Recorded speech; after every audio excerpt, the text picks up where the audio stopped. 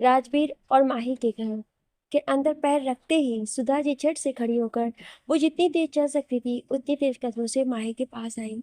एक उम्र के बाद इंसान में पोते पोती को देखने की इच्छा बहुत प्रबल होती है। पोते को तो उन्होंने देख लिया, आज संभाल भी रही है, लेकिन नन्हे मेहमान की खुशी बिल्कुल ऐसी थी जैसे पहली बार दादा दादी बनने की खुशी हो। क्या कहा डॉक्टर ने? सुधा जी आते हुए बोली। माँ, आपको कैसे पता चला कि हम डॉक्टर के पास गए थे? राजवीर सोफे पर बैठते हुए बोला। तो खुशखबरी का नाम लेकर गया, तो मुझे लगा कि यही बात होगी। माही अपने साथ कुछ मिठाइयाँ लेकर आई थी, जो किचन से प्लेट में लेकर आती है और सभी को देती है। माही, यहाँ पर बैठो, सुधा जी ने कहा। राजवीर उसे सोफे पर बैठाता है। तुम पहले यहाँ पर बैठो, याद है ना डॉक्टर ने जो सब कहा है? अच्छी तरह से अपना ध्यान रखा करो। राजवीर ने मिठाई का टुकड़ा आधा अपने मुंह में तोड़कर डाला, आधा माही को देते हुए उसे समझा रहा था। राजवीर, मैं पहली बार माँ नहीं बन रही हूँ, मैंने वीर को भी जन्म दिया है। माही मिठाई खाते हुए बोली। राजवीर के चेहरे से वो मुस्कुराहट गायब हो गई जो कुछ देर पहले थी। सुधा जी और रंजीत जी भी शांत हो गए। क्या हुआ, मैंने कुछ गलत कह दिया क्या? माही भी सोचती हुई बोली। नहीं बेटा, तुमने कुछ गलत नहीं कहा, बल्कि उस वक्त हमने गलत किया था, बस हमें अपनी गलती का एहसास हो गया। सुधा जी ने कहा। ऐसा नहीं है माँ, प्लीज अब उन सब चीजों को भूल जाइए, मैं तो कब का भूल कर आगे बढ़ गई। राजवीर अपना हाथ बढ़ाकर माही के कंधे पर रखते हुए कहता है, आई एम सॉरी, पहली बार तुम्हारा साथ न देने के लिए। अगर उस वक्त तुम्हारा साथ दिया होता तो जो खुशी आज महसूस कर रहा हूँ, ये खुशी 8 साल पहले महसूस कर चुका होता। राजवीर माही राजवीर के मुंह पर अपने हाथ रखते हुए बोली। बस, अब तो हमारी शादी को भी इतना वक्त हो गया, फिर भी आप यही सारी बातें कर रहे हो। देखो, उदास कर दिया आपने मुझे, कहकर माही ने अपना चेहरा लटका लिया। राजवीर अपने कान पकड़ते बोला, सॉरी। माही ने मिठाई का टुकड़ा लिया, राजवीर के मुंह में डालती बोली, आपने सुना नहीं, जो बीत गई सो बात गई। अपनी बहन के आने की खुशी में वीर भी खूब खुश था। सरका का ज्यादातर वक्त बाहर ही बीतता था। आज वीर स्कूल से आते ही अपने बैग को सोफे पर पटकते हुए बोला, मम्मा, आप सबसे पहले तो ऐत की मम्मी से अपनी फ्रेंडशिप तोड़ेंगे। माही ने वीर को अपने पास बिठाते हुए बोली, क्यों? मेरी और करना की फ्रेंडशिप से तुम्हें क्या प्रॉब्लम है? आपको पता है, I hate that silly girl. Veer गुस्से से बोला, किसकी बात कर रहे हो तुम? करना ने तुम्हारा क्या बिगाड़ा है? करना आंटी ने नहीं, उनकी बेटी आयत। आई डोंट लाइक हर। तुम छोटे हो, अभी ऐसी बात नहीं करते हैं। वो सबसे बेकार लड़की है, वो बिल्कुल भी अच्छी नहीं लगती मुझे, उसको देखते ही गुस्सा आता है। वीर गुस्से में बोला, पर क्यों? क्यों तुम्हें इतनी ज्यादा नाराज हो आयत से? वो कितनी प्यारी तो है। भाई उसके गाल को खींचते हुए बोली, मम्मा, अगर वो इतनी अच्छी है और हमारी फैमिली फ्रेंड है, तो वो उस विक्की से बात क्यों करती है, जबकि पूरा स्कूल जानता है कि वो मेरा कंपटीटर है। वीर सोफे से उठते हुए बोला, वीर, ये तो गलत है ना बेटा, वो तुम्हारा कंपटीटर है पर आयात का दोस्त है, उसकी अपनी पसंद होगी ना। माही फिर से उसे सोफे पर बिठाते हुए कहती है, no, she only wants to hurt me, इसलिए वो ऐसा करती है। बोलकर माही की बात सुने बिना वीर अपने कमरे में भाग गया। यहाँ स्वीटी और रॉकी की शादी फिक्स हो चुकी थी। माही और राजवीर को उन्होंने शादी में इनवाइट किया था। पूरे परिवार के साथ राजवीर और माही स्वीटी के साथ शामिल भी हुए। रॉकी ने देहरादून का पूरा बिजनेस काफी अच्छी तरह से संभाल लिया था। उस पर नजर रखने और काम को समझने के लिए राजवीर ने अपनी टीम को उसके पास रखा था। अब राजवीर था तो बिजनेसमैन अपना नुकसान नहीं होने दे सकता था। स्वीटी भी उसका साथ देती थी। घर में सुधा जी, रंजीत जी माही की पहली बार की प्रेगनेंसी की तो नहीं देख पाए थे, पर इस बार वो अपनी बहू की गर्भवती होने पर उसका पूरा ख्याल रखते थे। राजवीर ऑफिस के लिए जा रहा था। सुधा जी राजवीर से बोली, मैंने सोचा था कि सब कुछ ठीक हो से रहा तो माही की गोद भराई से पहले मैं आश्रम में दान करूंगी। ठीक है, आप पापा के साथ चली जाओगी या मैं भी चलूं? राजवीर उनके पास बैठ के बोला, तुम दोनों चलते तो अच्छा होता। और एक बात, बोलते बोलते चुप हो जाती है। सामने माही खड़ी थी। राजवीर माही को देखता है, फिर सुधा जी से कहता है, कहिए ना, क्यों रुक गई? सुधा जी माही को बैठने का इशारा करके कहती हैं, माही, अब तुम ऑफिस से छुट्टी ले लो, अब थोड़ा भाग दौड़ कम करो। यही कहने वाली थी, बाकी तुम दोनों की मर्जी। माही ने कुछ नहीं किया। राजवीर माही को ध्यान से देखता है, फिर सुधा जी से बोला, माँ हम आपस में एक बार डिस्कस करते हैं, फिर जो सही लगे, कहकर उसने माही को देखा। माही राजवीर को देख रही थी। राजवीर उसके हाथ पकड़कर उसके उठने की मदद करता है और दोनों ऑफिस के लिए निकल जाते हैं। रास्ते में माही ने कार साइड में पार्क करने को बोला। क्या हुआ? राजवीर गाड़ी पार्क करते हुए बोला, आप क्या चाहते हो, मैं छोड़ दूं नौकरी? माही राजवीर को ध्यान से देखते हुए कहती, वो राजवीर के चेहरे को पढ़ने की कोशिश कर रही थी। मैं क्या चाहता हूँ ये भी मायने नहीं रखता। तुमने ये जॉब के लिए बहुत मेहनत की है, ये मैं जानता हूँ, इसलिए मैंने कभी उसे छोड़ने के लिए नहीं कहता हूँ। अब भी ये तुम्हारा फैसला होगा, और इससे अगर माँ नाराज हुई तो मैं जानता हूँ कि इसे कैसे संभालना है। तुम क्या चाहती हो ये ज़्यादा जरूरी है, तुम अपनी बात बताओ, बाकी मुझ पर छोड़ दो। राजवीर ने साफ साफ अपनी बात कह दी। माही को आज राजवीर पर गर्व हो रहा था। आज अपना या अपनी माँ का फैसला उसे थोपने से पहले उसने माही की बात भी सुनी। आज सुधा जी आश्रम आई थी अपने पूरे परिवार के साथ। सदा अपने चारों तरफ देखती है। मजबूर बेसहारा लोग, जिंदगी से जीतने की कोशिश करते हुए लोग, अपनों के प्यार को तरसते लोग, उसे आज अजीब सा महसूस हो रहा था। इन लोगों के दुख और अकेलेपन को देखकर उसे एहसास हो रहा था कि उसकी जिंदगी में ना तो दुख था और ना ही अकेलापन। फिर भी वो अपने आप को दुखी और अकेला महसूस करवा रही थी। सरिता ने अपने मन में चल रही भावनाओं को चारों ओर से शांत कर रही थी। जाने कितने ही सवाल और उथल पुथल को उसने अपने आसपास उन लोगों को देखकर महसूस करने लगी। उसने राजवीर की ओर देखा, जो कि एक कर्मचारी से यहाँ रह रहे लोगों के डेली रूटीन को जान रहा था। सुधा जी वीर का हाथ थामे गौशाला की ओर जा रही थी। रंजीत जी मैनेजर को चेक देने के बाद उनकी ओर कोई जरूरत हो तो बताने की बात कर रहे थे। अंत में सरिता ने माही की ओर देखा, जो वहीं बेंच पर बैठे चारों ओर जाने क्या देख रही थी। सरिता की नजर माही के पेट पर गई। वो भी 7 महीने के गर्भ से थी और पेट काफी नजर आता था। राजवीर उसके पास आकर पानी की बोतल उसके हाथ में दे के किसी से मिलने चला गया। रंजीत जी आए और सरिता से बोले, बेटा चल, अब आगे भी जाना है। सरिता ने अपने पापा को देखा और बोली, पापा मैं यहाँ रहना चाहती हूँ। ठीक है, मैं गौशाला से आता हूँ, फिर चलेंगे। नहीं नहीं, मैं अब हमेशा के लिए यहीं रहना चाहती हूँ, समझ रहे हैं ना आप? सरिता मुस्कुराते हुए कहती है। तुम पागल हो गई हो क्या? रंजीत जी गुस्से से बोले। अब तक राजवीर रंजीत जी के पास आ गया था। पापा पानी पियेंगे? बोलकर राजवीर ने पानी की बोतल आगे की। पानी इसे पिलाओ, दिमाग खराब हो गया इसका, कहकर उन्होंने सरिता को देखा। क्या हुआ? कहकर राजवीर ने बारी बारी से रंजीत जी और सरिता को देखता है। भैया मैं यहाँ रहना चाहती हूँ। सरिता ने जब राजवीर को अपनी तरफ देखता हुआ पाया तो बोली, तो ये अजीबोगरीब आइडिया लाती कहाँ से है? हमें परेशान करने वाले, समझ रही है क्या कर रही है? तेरे पास पूरा परिवार है, यहाँ वो लोग रहते हैं जिनका कोई नहीं होता है, बेसहारा है ये। तेरे पास तेरा भाई माँ पापा सब है। राजवीर गुस्से से बोला। राजवीर को गुस्सा करते देख माही भी वहां आ गई। राजवीर सरिता से बोला, जितनी देर यहाँ रहना है, लोगों से मिलना है मिल लो, फिर घर चलो। राजवीर अपनी बात बोलकर चला गया। सरिता राजवीर की बात सुनकर मुस्कुराते हुए उसे ही देख रही थी। सरिता को भी पिछली सभी बातें आंखों के सामने आ रही थी, जो पिछले 1 साल में हुआ था। सरिता ने तो कोई कसर नहीं छोड़ी थी सबको परेशान करने में, पर फिर भी उसका भाई उसका साथ छोड़ने को तैयार नहीं था। सरिता ने माही को देखा, जो अपने पेट पर हाथ रखकर उसी की ओर देख रही थी। पर आज सरिता को माही रोज से अलग लग रही थी। आज उसे माही में मैंग की बहन नहीं, बल्कि अपने भाई की पत्नी नजर आ रही थी। वो फिर से अपनी नजर घुमाई और राजवीर को देखा, जो शायद सुधा जी और वीर की ओर जा रहा था। सरिता राजवीर की ओर दौड़ पड़ी और जाके सीधे उसकी पीठ से लिपट गई। अचानक इस तरह से सरिता के आने से राजवीर भी हैरान था।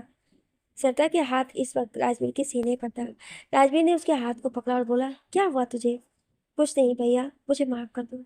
मैंने इतना कुछ किया, फिर भी आप मुझे यहाँ छोड़ने को तैयार नहीं हैं। कोई और होता तो कब का पल्ला झाड़ लिया होता। राजवीर सरिता की ओर पलटा। क्या हुआ तुझे? सरिता ज्यादा कुछ कहना नहीं चाहती थी। उसने बस नाम में अपनी गर्दन हिलाई और राजवीर के सीने से लगी रही। राजवीर ने सवालिया नजरों से माही और रंजीत जी की ओर देखा। दोनों ने नाम में अपनी गर्दन हिलाई। राजवीर मुस्कुराकर सरिता के बाल पर हाथ फेरते हुए बोला, तू ठीक तो है ना? हाँ भाई, अब मैं बिल्कुल ठीक हूँ। कहकर सरता ने अपने आंसू पोंछे और एक बड़ी सी स्माइल के साथ राजवीर को देखा। राजवीर उसकी गाल पर बह रहे आंसू को पोंछते हुए कहता है, तू सच में ठीक है? सरता ने हाँ में अपनी गर्दन हिलाई और राजवीर का हाथ पकड़कर गौशाला की ओर बढ़ गई। शायद राजवीर जानता था कि सरता को आत्मग्लानि हो रही है और वो उसकी गलतियों का उसका एहसास कराकर और नहीं रुलाना चाहता था। इसलिए वो भी उसके साथ सुधा जी और वीर की तरफ गौशाला में जाकर खड़ा हो गया। वीर अपनी दादी के साथ मिलकर गाय को अपने हाथों से हरे भरे घास खिला रहा था और धीरे धीरे उनको सहला भी रहा था। उसके चेहरे पर डर और खुशी दोनों एक साथ थी। डर जो कि गाय के छोटे छोटे सींग को देख कर आ रहा था और खुशी उन्हें खाते हुए देख कर आ रहा था। उसने राजवीर को देखा तो राजवीर के पास दौड़कर जाते हुए बोला, हम हमेशा आएंगे ना डैडी? हाँ, आप जब कहोगे मैं आपको यहाँ पर लेकर आऊँगा। कहते हुए राजवीर ने वीर को अपनी गोद में उठाया। वीर अब 7 साल का हो गया था और अब राजवीर की गोद में बड़ी मुश्किल से आता था। अब तक माही और रंजीत जी भी गौशाला में आ चुके थे। राजवीर वीर को गोद से उतार कर माही के पास आ गया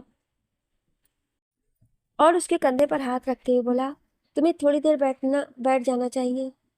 माही जो काफी थकी हुई लग रही थी, हाँ में अपनी गर्दन हिलाती है। तब तक राजवीर ने एक कर्मचारियों की ओर देखा और कुर्सी मंगाई। वो दौड़कर एक कुर्सी लेकर आता है। माही उस कुर्सी पर बैठ जाती है। माही मुस्कुराकर अपने पूरे परिवार को अपनी आंखों के सामने हंसता खेलता देख रही थी। आज का पूरा दिन उनका यहीं पर बीता। यहाँ पर जब वो आए थे तब पूरा परिवार एक तरफ था और सरता एक तरफ, लेकिन आज जाते वक्त शायद सरता भी उस परिवार में शामिल थी। सभी आश्रम से लौट रहे थे। माही और राजवीर आगे बैठे हुए थे, जबकि बैक सीट पर सरता, सुधा जी और रंजीत जी भी थे। वीर कभी दादा, कभी दादी, तो कभी अपनी बुआ की गोद में जाकर बैठता। अभी वो आश्रम से निकलकर घर के रास्ते में ही थे जब माही के पेट में अचानक से दर्द शुरू हो गया। माही दर्द को बर्दाश्त नहीं कर पा रही थी और चलती हुई गाड़ी में उसे अजीब सा महसूस हो रहा था। राजवीर ने माही को बेचैन देखा तो अपनी गाड़ी को साइड में पार्क करता है अपनी सीट बेल्ट खोलकर माही की तरफ घूमते हुए बोला, तुम ठीक हो? कहते हुए उसने उसके कंधे पर हाथ रखा और दूसरे हाथ से उसके चेहरे पर सहलाने लगा। मुझे हॉस्पिटल जाना है, मुझे बहुत दर्द हो रहा है। माही दर्द में बोली। बेटा, अभी तो 7वां महीना ही था। सुधा जी घबराती हुई बोली, मम्मी जी मैं ठीक हूँ, शायद लेबर पेन है। प्लीज राजवीर हॉस्पिटल की तरफ ले चलिए। माही ने अपने पेट पर हाथ रखा और अपने दर्द को बर्दाश्त करने के लिए अपने दोनों होठों को एक दूसरे में दबाकर बैठ गई। माही के दर्द ने राजवीर को जैसे बेचैन कर दिया। उसने झट से सीट बेल्ट लगाई और अपनी गाड़ी हॉस्पिटल की तरफ घुमा दी। एक हाथ से राजवीर अपनी कार की स्टीयरिंग व्हील को संभाला। राजवीर का दूसरा हाथ कभी माही के हाथ, तो कभी उसके कंधे, तो कभी उसके बालों को सहला रहा था। माही अपने दर्द में राजवीर को तड़पता देखकर मुस्कुरा रही थी। तुम हंस रही हो? राजवीर घबराते हुए ड्राइव करते हुए बोला। आप पर हंसी आ रही है, दर्द मुझे हो रहा है और ऐसा लग रहा है जैसे बेबी आपको होने वाला है। कहकर माही हंसने लगी। राजवीर को भी माही की बात पर हंसी आ गई। सरिता अपने भाई को देख रही थी। सच में राजवीर माही को बहुत चाहता था। सरिता की आंखें भर आई और मुस्कुराते हुए सिर्फ राजवीर की ओर देख रही थी। माही जब पहली बार माँ बनने वाली थी, सरिता की खुशी के लिए उसने अपने इस सुख को भी अपने से दूर कर दिया था। पिछले 7 सालों में सरिता को इस बात का एहसास आज तक कभी नहीं हुआ कि राजवीर ने सरिता को खुश रखने के लिए कितनी बड़ी कुर्बानी दी थी।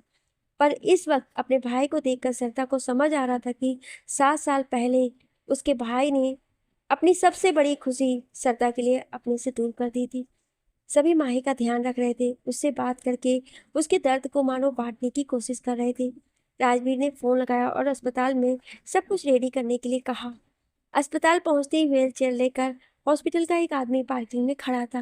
कार से उतरते ही राजवीर माही को व्हील चेयर पर बैठाकर खुद उसे लेकर अस्पताल की ओर बढ़ जाता है। डॉक्टर पूरी तैयारी कर चुके थे। माही को वार्ड में लेटाने के बाद पहले वो उसे चेक करते हैं। लेबर पेन है, डॉक्टर ने मुस्कुराकर माही को देखते हुए कहा। माही भी अपने पेट पर हाथ रखते हुए बोली, मुझे लगा ही था, बट डॉक्टर सेवेंथ मंथ है। डरने की कोई बात नहीं, इससे पहले वाली रिपोर्ट में हमने चेक किया था, बेबी हेल्दी है। तुम्हें भी दिक्कत नहीं होगी, बच्चे को भी नहीं होगा, बस थोड़ा सा ख्याल रखने की जरूरत पड़ेगी। राजवीर को अब जाकर राहत की सांस मिली जब डॉक्टर ने मुंह से उसने ये सुना कि दोनों ठीक हैं। डॉक्टर ओटी की ओर जाते हैं। नर्स इंजेक्शन लेकर माही की ओर बढ़ जाती है। कुछ देर बाद ओटी से माही की चीखने की आवाज़ बाहर आ रही थी। राजवीर बाहर यहाँ से वहाँ भटकते हुए अपने हाथ को एक दूसरे से मसल रहा था। माही की हर एक चीख मानो राजवीर के दिल को भेद रही थी। सुधा जी जब उसे इस तरह देखती हैं तो सुधा जी भी उसके सामने खड़ी हो गई। क्या हुआ तुझे? वो मुस्कुराते हुए कहती। माही की आवाज वो दर्द में है। ये दर्द उसने वीर के वक्त भी देखा होगा और हर माँ अपने बच्चे के जन्म के वक्त सहती है। उन्होंने भरोसा दिया। राजवीर ने हाँ में अपनी गर्दन हिलाई और अपनी माँ के गले लगा। सुधा जी उसकी पीठ को थपथपाकर बोली, तू चिंता मत कर। भगवान ने औरत को इतनी ताकत देता है कि इस दर्द को झेल लेती है। तभी बेबी की रोने की किलकारी आई और राजवीर झट से सुधा जी से अलग होते हुए बोला, माँ बेबी आ गया। सुधा जी हंसते हुए बोली, हाँ तेरा बेबी आ गया। सरता, वीर, रंजीत जी, सुधा जी, राजवीर सभी ओटी के दरवाजे को घेर कर खड़े हो गए। सभी को इंतजार था डॉक्टर बाहर बताए कि माही कैसी है और बच्चा लड़का है या लड़की। कुछ ही पल सिस्टर बाहर आई। उसके चेहरे पर एक मुस्कुराहट थी।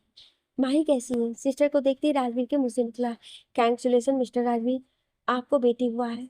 सुधा जी झट से राजवीर के बाजू को पकड़कर अपना सर उसके हाथों में रख लेती हूँ। माही ठीक है ना? राजवीर ने फिर से कहा। दोनों ठीक है। पीछे से डॉक्टर बच्चे को गोद में लेकर आते हुए बोली। नीले रंग के कपड़े में गुलाबी गुलाबी बेबी को लपेटे हुए डॉक्टर खड़ी थी। राजवीर आगे बढ़ा और बेबी को हाथ में लेता है। उसकी आंखें खुशी से नम हो गई थी।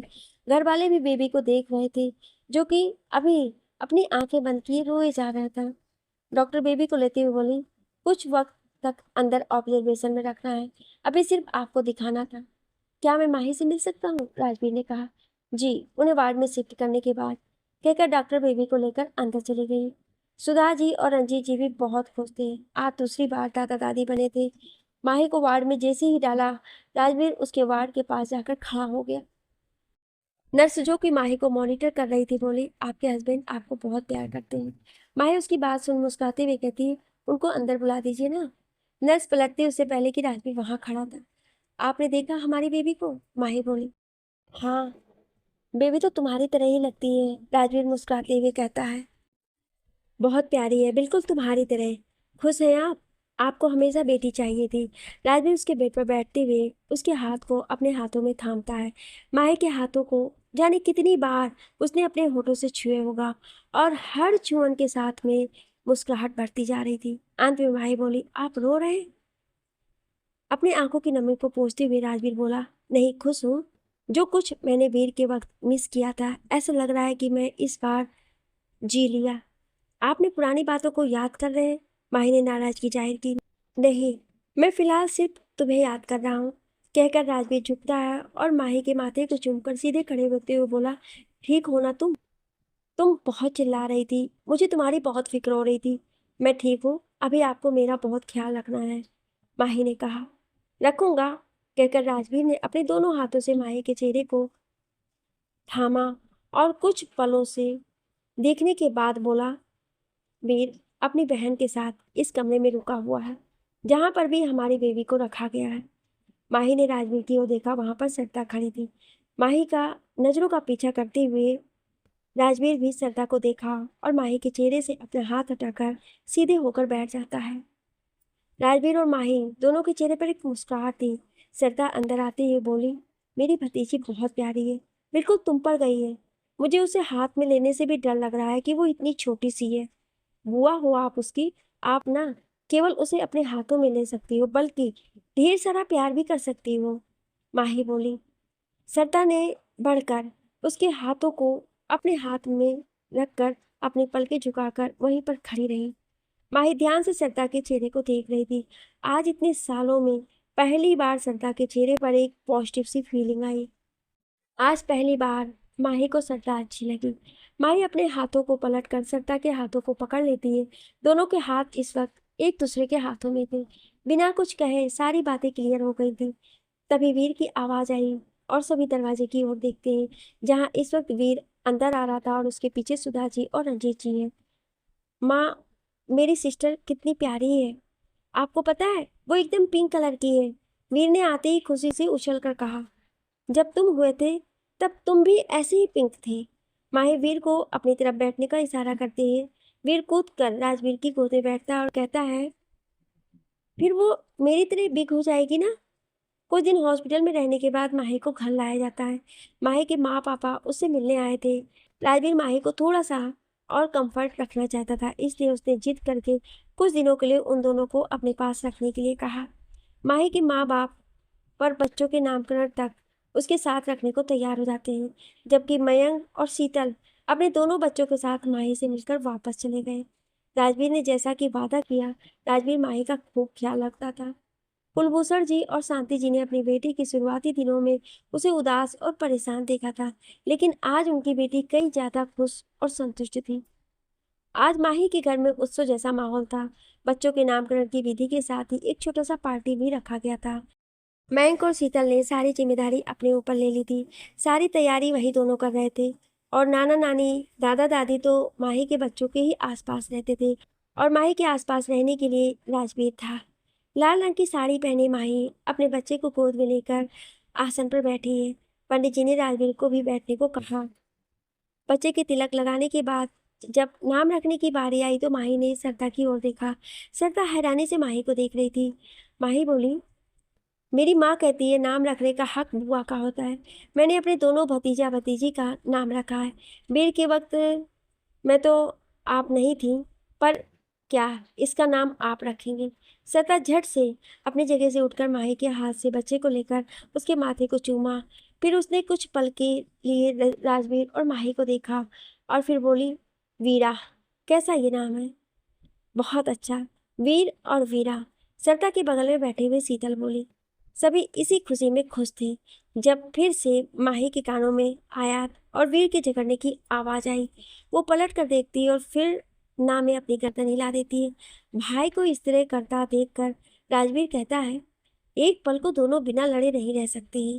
हे प्रभु, जिस दिन की दोस्ती हो जाएगी ना, उस दिन में बहुत बड़ी पूजा रखवाऊंगी, कहकर माही भगवान को प्रणाम करती है। और माही की बात सुनकर आसपास बैठे लोग सभी हंस देते हैं। कुछ साल बाद आज वीर के कॉलेज में फेयरवेल था। वो 17 साल का हो गया था और आज उसके 12th का फेयरवेल पार्टी थी। वो घर से तो इतना खुश होकर निकला था कि मानो आज पार्टी में धमाल मचा देगा, लेकिन घर आते आते उसके चेहरे पर बेइंतहा गुस्सा था। माही वीरा को होमवर्क करने में मदद कर रही थी। जब वीर अंदर आता है, बड़ा होते होते वीर राजवीर के कॉपी लग रहा था। वही हाइट, वैसी ही बॉडी, वही आंखें, यहाँ तक कि रूडनेस भी वैसी ही थी। वो अपने कोट को उतार कर सोफे पर फेंकते हुए बोला, वो आयत मेरी खुशी कभी देख नहीं सकती। आयत का नाम आते ही माही अपने आंखों को बंद करती है और फिर वीर की ओर देखते हुए कहती है, तुम्हारी फेयरवेल पार्टी थी, आयत ने क्या किया? मेरी पार्टी में खलल डालने के लिए आई थी वो। उसे मेरी हर बात को काटने का शौक होता है ना। जब भी कहूँ जो काम मत करो, उसे वही काम करना होता है। तभी दरवाजे से अंदर आयत तेज चलकर आई। ब्लैक कलर की साड़ी पहने, महज 14-15 साल की एक छोटी सी लड़की, जो ना तो अभी बच्ची थी और ना ही बड़ी। जैसे तैसे वो अपनी साड़ी को संभाल रही थी। माही उसे देखते ही खुश होकर अपने हाथों से बलियां लेते हुए कहती है, मेरी बच्ची कितनी प्यारी लग रही है। थैंक यू आंटी, लेकिन आपका ये बेटा सारी पार्टी और मूड को सत्यानाश करके यहाँ आया, कहकर वीर की तरफ इशारा किया। इन दोनों का ये झगड़ा लगभग रोज का था और सुन सुन के माही और करना दोनों थक चुकी थी। माही सोफे पर बैठते हुए उबासी लेकर पूछती, अब क्या किया इसने? आया सेंटर टेबल के ऊपर बैठ गई और वीर की तरफ फिर से उंगली करते हुए कहती है, ये सिर्फ मुझसे बदला लेने के लिए मेरी बेस्ट फ्रेंड नीना को अपनी गर्लफ्रेंड बनाकर रखा है। पता है ये आप? माही गर्लफ्रेंड का नाम सुनते ही अपनी आंखें बड़ी करके वीर की ओर देखती है। वीर आयात को खा जाने वाली नजरों से देख रहा था। आयत, अपना मुंह बंद कर ले, वरना मुंह तोड़ दूंगा, वो गुस्से से बोला। और आपको पता है आंटी, ये मेरी फ्रेंड से क्या कहता था? आयत बिना वीर की बात पर ध्यान दिए बोली, क्या कहता था? माही ने भी पूछा। ये नीना को कहता है कि वो मुझसे दोस्ती तोड़ ले, तभी उसके साथ कंटिन्यू डेटिंग रखेगा, वरना ब्रेकअप कर लेगा। आयत अपनी धुन में बोल पड़ी। वीर, क्या ये सच है? माही ने वीर को देखकर कहा, आयत की बच्ची उस इडियट विक्की के साथ तो पार्टी में खुद डांस कर रही थी और यहाँ मेरे बारे में मम्मी को बता रही है। तुझे छोड़ू कर रही, कहकर वीर वहां पर रखे हुए 100 पीस को उठाता है और आयत की ओर जाता है। आयत वीर को अपनी तरफ आता देखकर वहां से उठकर भागती है। उसने साड़ी पहन रखी थी और उसने अपनी साड़ी को दोनों हाथों से संभाल कर भागने लगती है। माही उन दोनों को इग्नोर कर वीरा का होमवर्क करवाने लगती है। आयत अपनी साड़ी को संभालकर भागती हुई गार्डन तक पहुंची। साड़ी पहनी होने के कारण वो तेज दौड़ नहीं पा रही थी। वीर ने उसे पकड़ लिया। वो उसे मारता उससे पहले ही वीर का पैर आयत की साड़ी में फंसा और दोनों वहां गिर पड़े। वहां थोड़ा सा ढलान था। उस ढलान से लुढ़कते हुए दोनों एक दीवार से जाकर लग गए। आयत के बाल खुले होने के कारण उसके पूरे चेहरे पर आ गया था। वीर अपने हाथ के 100 पीस को छोड़कर आयत के चेहरे के बालों को खसकाता है। इस वक्त वो आयत के ऊपर पूरी तरह से हावी था। आयत अपने को छुड़ाने के लिए स्ट्रगल कर रही थी। वो पूरी तरह से वीर की वजह से दबी हुई थी। तुझे कितनी बार कहा था कि उस विक्की से दूर रहे, वो अच्छा लड़का नहीं है।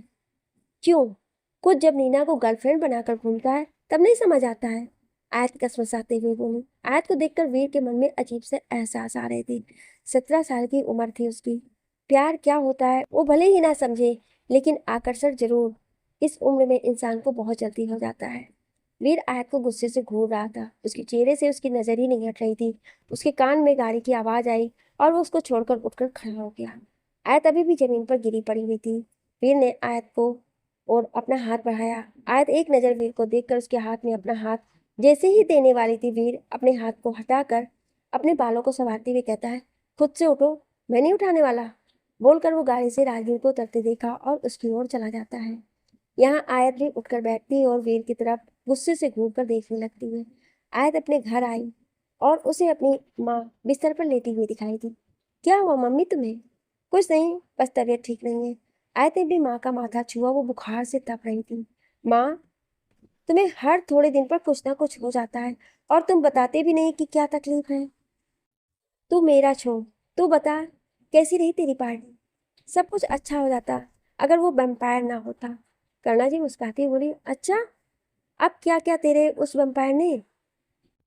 क्या करेगा, वैम्पायर गिरी दिखा रहा था वहां पर। पूरे पार्टी का मजा खराब कर दिया उसने।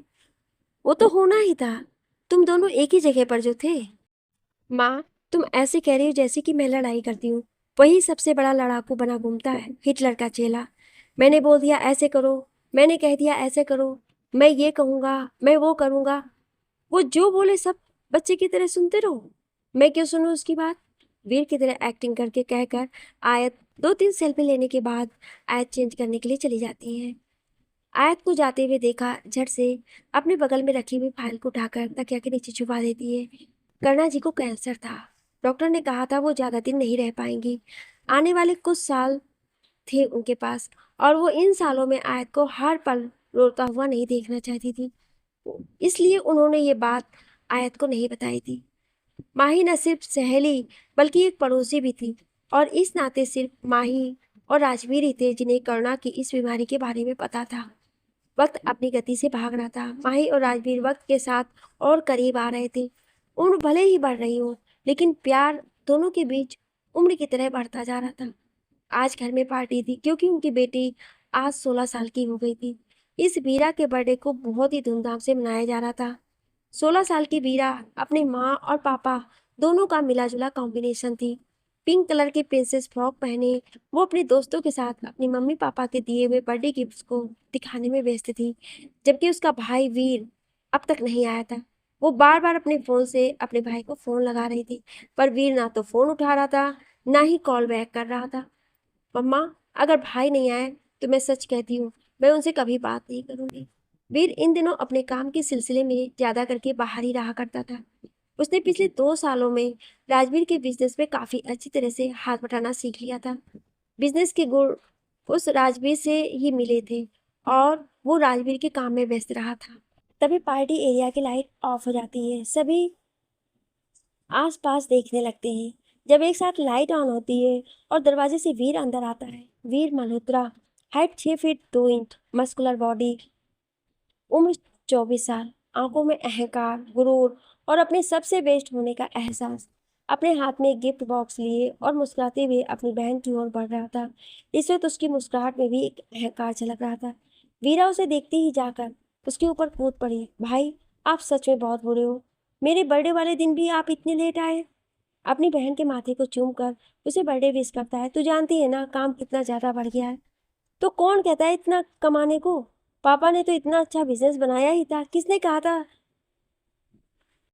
शोबिज में जाने को आपको, फिल्म इंडस्ट्री, ये थोड़े ना पापा का काम था। वीरा ने भाई से शिकायत की। इंसान को तरक्की करती रहनी चाहिए, है ना, कहकर उसके नाक को पकड़कर खींचता है। वीर अपने पापा के बिजनेस में तो साथ देता ही था, पर उसने अपना भी अलग से एक नाम और पहचान बना रखा था। वीएम के नाम से उसका अपना एक फिल्म कंपनी थी, और पिछले 3 सालों में वीर ने अपनी पूरी मेहनत से इस फिल्म कंपनी को आज नंबर 1 पर लेकर आया था। हेलो फ्रेंड्स, यहाँ से कहानी का सेकेंड सीजन स्टार्ट हो गया है, जो इसी में आगे कंटिन्यू करूँगी। तो आप लोग सेकेंड सीजन का भी आनंद लीजिएगा। वीरा केक काटने के लिए केक के पास खड़ी होती है। उसने अपनी नजरें चारों ओर घुमाई, फिर माही से कहा, मम्मा आयत कहाँ रह गई? माही आंख दिखाते हुए बोली, तुमसे 4.5 साल बड़ी है और तुम उसे नाम से बुलाती हो? हाँ, क्योंकि मेरी फ्रेंड है। आयत को कॉल कीजिए ना, बुलाए ना उसे। बेटा वो नहीं आएगी, राजवीर ने कहा। वीरा का चेहरा मुरझा गया। तभी गेट से किसी की प्यारी सी आवाज आई, happy birthday to you, happy birthday to you, happy birthday dear Veera, happy birthday to you. Veera मुस्कुराकर दरवाजे की ओर देखती है, साथ ही बाकी लोग भी इस ओर देख रहे थे। 21 साल की आयत, दूध सी गोरी, 5 फुट 4 इंच हाइट, लंबे बाल, काली आंखें, बेहद खूबसूरत है, इसलिए हीरोइन बनना चाहती है। ब्लू कलर की फ्लोर लेंथ अनारकली सूट पहने आयत अपने हाथ में फूलों का गुलदस्ता लिए अंदर आती है। आंखें मुरझाई हुई थी, लेकिन उसकी खूबसूरती यहाँ मौजूद लोगों से कहीं ज्यादा थी। उसकी सूजी आंखों को देखकर कोई भी कह सकता था कि शायद वो कुछ देर पहले तक रो रही थी। वीरा दौड़ कर आई और उसके गले लगाते हुए बोली, मुझे पता था तुम जरूर आओगी। आयत वीरा के गाल को चूमते हुए कहती है, जन्मदिन की ढेरों शुभकामनाएं मेरी प्रिंसेस को। वीरा उसका हाथ पकड़कर अपने बगल में खड़ा करती है और फिर केक काटती है। उसे सबसे पहले माही और राजवीर को केक खिलाया। माही उसे दादा दादी, नाना नानी को केक खिलाने के लिए कहती है। मयंक और शीतल इंडिया के बाहर सेटल हैं, और माही के माँ पापा कभी माही तो कभी मयंक के पास रहते हैं। अभी वीरा का जन्मदिन था, इसलिए वो इंडिया आए थे। इस तरह सभी को केक खिलाने के बाद आयत वीरा के पास आकर कहती है, देखो सिर्फ तुम्हारे लिए आई थी, अब जाती हूँ। थोड़ी देर रुक जाओ आयत प्लीज। वीरा प्लीज जाने दे। वीरा जानती थी आयत इस वक्त किस दौर से गुजर रही है। 2 महीने पहले उसकी मम्मी हॉस्पिटल में एडमिट थी। तब जाकर आयत को पता चला था कि उसकी मम्मी को कैंसर है। 1 महीने पहले ही उनका स्वर्गवास हो गया था। वीरा जानती थी आयत सिर्फ उसे जन्मदिन की बधाई देने कितनी मुश्किल से अपने आप को मजबूत करके आई होगी, इसलिए वो भी उसे जाने देती है। आज आयत पूरी तरह से अकेली हो गई थी। उसकी जिंदगी में उसकी माँ ही थी, उसकी दोस्त, उसके रिश्तेदार, सब कुछ वही थी। वक्त के साथ उसने खुद को संभालना सीखा। पढ़ाई चली रही थी, पर फिलहाल वो अपने कैरियर पर फोकस करना चाहती थी। उसे एक्ट्रेस बनना था, और ये उसका सपना बचपन से था। उसकी माँ भी शादी से पहले एक्ट्रेस थी। शादी के बाद उन्होंने एक्टिंग छोड़ दी थी। इस नाते आयत फिल्म इंडस्ट्रीज को थोड़ा बहुत जानती भी थी, लेकिन अपना स्ट्रगल सभी को करना होता है। आयत को यूं अकेले रहना राजवीर और माही को बिल्कुल पसंद नहीं आ रहा था। आयत को अपने पास रहने के लिए कहते तो भी तो आयत तैयार ना होती। राजवीर, हम आयत को अपने घर नहीं ला सकते क्या? इतनी प्यारी बच्ची है, वीर भी तो शादी के लिए लायक हो गया है। माही की बात को काटते हुए राजवीर कहता है, तुमने देखा है उन दोनों को किस तरह से लड़ते हैं एक दूसरे से? हाँ देखा है, पर एक बार बात करने में क्या जाता है? पर क्या तुम्हारा बेटा तुम्हारी बात मानेगा? राजवीर ने कहा। मैं जाकर उससे पूछती हूँ। माही वीर से मिलने के लिए जिम एरिया में आई। वीर अपने जिम में वर्कआउट कर रहा था जब माही अंदर आई। वीर, कुछ बात करनी है तुमसे, माही ने कहा। पंचिंग बैग पर अपने मुक्के से मारते हुए वीर बोला, यस मॉम कहिए। मैंने तुम्हारे लिए एक लड़की देखी है। मैं चाहती हूँ तुम उससे शादी कर लो। वीर के हाथ अब पंच करना छोड़कर उसे पंचिंग बैग को पकड़े लेता है। वो पलटकर अपनी मॉम को देखते हुए बोला, मॉम शादी? अभी इस उम्र में? 24 साल के तो हो चुके हो, इतनी छोटी उम्र भी नहीं है तुम्हारी। हाँ मैं मानती हूँ, और 2-4 साल रुक जा सकता था, पर लड़की कौन है मॉम? अपनी माँ के चेहरे की उदासी देखते ही पता नहीं क्यों वीर का दिमाग ठनका। आयत। मैं चाहती हूँ आयत इस घर की बहू बन जाए। आयत का नाम सुनते ही वीर पलट जाता है, और उसके चेहरे पर इस वक्त जाने क्या भाव थे। उसकी आंखों में मुस्कुराहट और नफरत एक साथ आ रही थी। आयत वो लड़की थी जिसे वो एक पल को भी देखना पसंद नहीं करे, और उसकी माँ उसके साथ उसकी शादी करवाने वाली थी। वीर के दिमाग में आयत के साथ हुए सारा झगड़ा और आयत की बातें किसी फिल्म की तरह चलने लगी। एक के बाद एक उसके डायलॉग उसके दिमाग में घूम रहा था। वो माही की तरफ पलटा और बोला, ठीक है मॉम, मुझे मंजूर है, पर क्या आयत तैयार होगी? अगर तू तैयार है तो मैं उसे मना लूंगी। ठीक है, आप उससे बातें कर लीजिए, मुझे कोई तकलीफ नहीं है। भाई की खुशी का ठिकाना नहीं था। वीर भी मुस्कुराते हुए टावल लेकर जिम एरिया से बाहर चला गया, जबकि माही खुश होकर राजवीर को गुड न्यूज़ बताने के लिए आ गई। राजवीर को यकीन ही नहीं हुआ कि बिना किसी लड़ाई झगड़ा और आनाकानी के वीर शादी के लिए कैसे मान गया। माही अगले दिन आयत से बात करती है। आयत ने शादी से मना कर दिया। वो वीर तो क्या, फिलहाल किसी से शादी नहीं करना चाहती थी।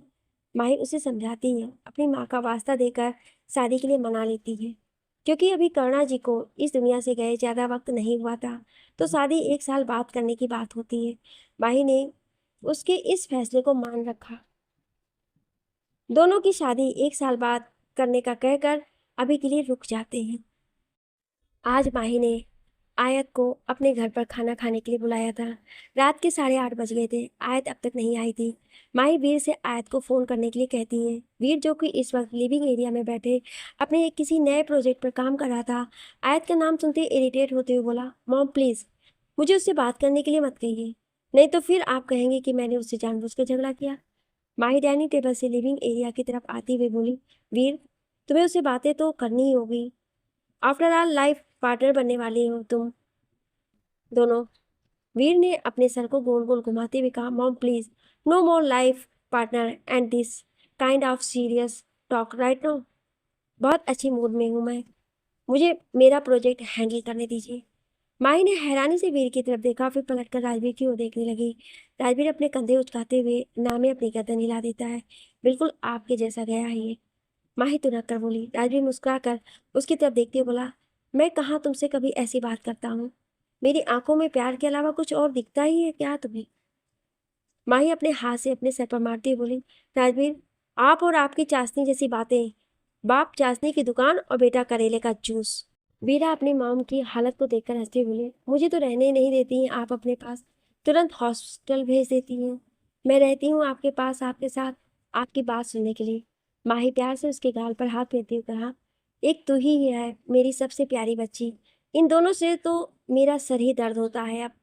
राजवीर नाराज होते हुए बोला, नॉट फेयर माही, मेरा प्यार तुम्हें सरदर्द लगता है? माही ने राजवीर की ओर देखा और फिर मुस्कुराते हुए अपना हाथ बढ़ाकर बोली, सॉरी, गुस्सा आ रहा है मुझे वीर पर। अभी तो तुम्हें बहुत चिल्लाना है माही, अभी तो तुमने शुरुआत की है आयत के साथ उसके रिश्ते की। राजवीर ने अपने मन ही मन में बोला।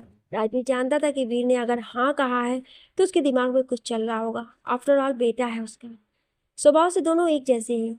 माही थोड़ी सी भोली है और दिल से समझती बातों को है, जबकि राजवीर दिमाग से चीज़ों को सोचता है। राजवीर दिल से बस सिर्फ माही के बारे में सोचता है। उसने अपने फ़ोन निकाला और आयत को कॉल लगा दिया। रिंग बजने के आवाज़ दरवाजे की तरफ से आई। माही और वीर दोनों सामने की तरफ देखते हैं। आयत अपने फ़ोन को हाथ में लिए अंदर की तरफ बढ़ रही थी। वीरा आयत को देखते ही उसकी तरफ दौड़ कर आई। आयत, कहाँ थी तुम? कब से भूख लगी है, मम्मा तुम्हारे बगैर हमें खाना भी नहीं देती हैं, कहकर आयत को गले से लगा लिया। आयत ने वीरा के गाल को खींचते हुए कहा, अब आ गई हूँ, 2 दिन का खाना एक दिन में खिलाती हूँ तुझे। वीर आयत की तरफ देखकर नामे अपनी गर्दन हिलाते हुए फुसफुसाया, ओवर एक्टिंग की दुकान।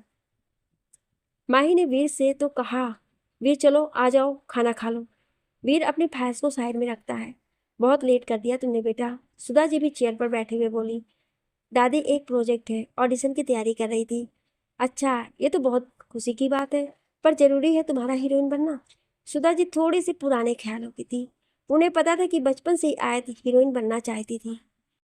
उन्हें ये हीरो हीरोइन वाले काम पसंद नहीं, पर वो मना इसलिए नहीं कर रही थी क्योंकि वो करुणा जी की जानती थी।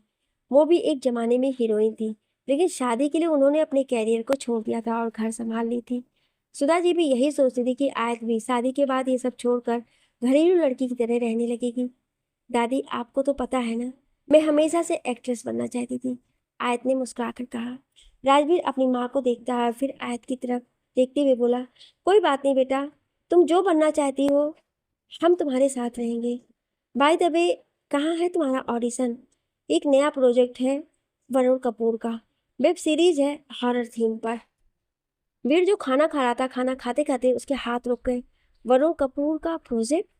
आज जिसकी बात कर रही थी उसी की फाइल्स को अभी वो भी चेक कर रहा था। वीर बोला, तुम उस भूतिया खंडर हवेली वाले सीरीज की तो नहीं बात कर रही हो ना? आयत की आंखों में चमक आ गई। वो खुश होते बोली, हाँ तुम्हें कैसे पता? क्योंकि वरुण कपूर ने मुझे भी इस प्रोजेक्ट में शामिल करने के लिए अप्रोच किया है। इनफैक्ट मैं अभी इसी के डॉक्यूमेंट और स्क्रिप्ट पढ़ रहा था। वीर भी उसे प्रोजेक्ट से जुड़ा है। ये जानते हैं आयत समझ गई कि अब उसे यहाँ पर काम नहीं मिलने वाला है। उसने झूठी मुस्कुराहट अपने चेहरे पर लाई और बोली, अच्छा, और अपने खाना खाने में व्यस्त हो गई। वीर आयत को देख रहा था, शायद समझ भी रहा था कि आयत क्या सोच रही है। खाना हो जाने के बाद माही वीर को आयत के घर छोड़ने के लिए कहती है। मॉम बगल में ही तो रहती है, वो चली जाएगी। वीर अपने कमरे की ओर बढ़ते हुए कहता है, वीर आयत का घर छोड़ कर आओ। माही ने साफ साफ वार्निंग देते हुए कहा। वीर गुस्से से आयत की तरफ देखा तो आयत खड़ी होकर बोली, आंटी मैं चली जाऊंगी। कहकर जैसे आगे बढ़ने लगी, वीर उसके हाथ को पकड़कर खींचते हुए बोला, पहले बोल देती तो मुझे डांट नहीं सुनना पड़ता। आयत अपना हाथ खींचकर छुड़ाती है और आगे बढ़ जाती है। वीर उसके साथ साथ चलने लगता है। मल्होत्रा हाउस से निकलते ही फुटपाथ पर चलते ही वीर अपने पैंट के पॉकेट में हाथ डाले हुए उसके साथ चलते हुए आयत की तरफ देख कर कहता है, तुम्हें पता है ना उस वेब सीरीज का रोल कैसा है? हो पाएगा तुझसे? आयत वीर की ओर देखती है, मैं समझी नहीं तुम्हारा मतलब। बहुत बोल्ड सीन, बोल्ड ड्रेस है उसमें। हीरोइन को अल्ट्रा मॉडल बनाया दिखाया गया है। आर यू श्योर कि तुम्हारा फिगर वैसा है कि तुम ऐसे कपड़े पहन सको? वीर ने उसे ऊपर से नीचे तक देखा। आयत अपना सर झुकाकर अपने आप को घूर कर देखा। वो ज्यादा करके ढीले ढाले कपड़े ही पहनती थी, शायद इसलिए उसकी फिगर का अंदाजा लगाना लोगों के लिए मुश्किल रहता होगा। मैं रोल के अकॉर्डिंग काम करना चाहती हूँ, चाहे बोल्ड सीन हो या बोल्ड ड्रेस, मैं हर एक चीज को हैंडल करना जानती हूँ। Great, all the best for your audition, ताना मारने के लहजे से वीर ने कहा था। आगे की कहानी जानने के लिए सुनिए अगले भाग में। क्या आप अगला भाग सुनना चाहते हैं तो कमेंट में यस जरूर लिखिएगा। Thank you.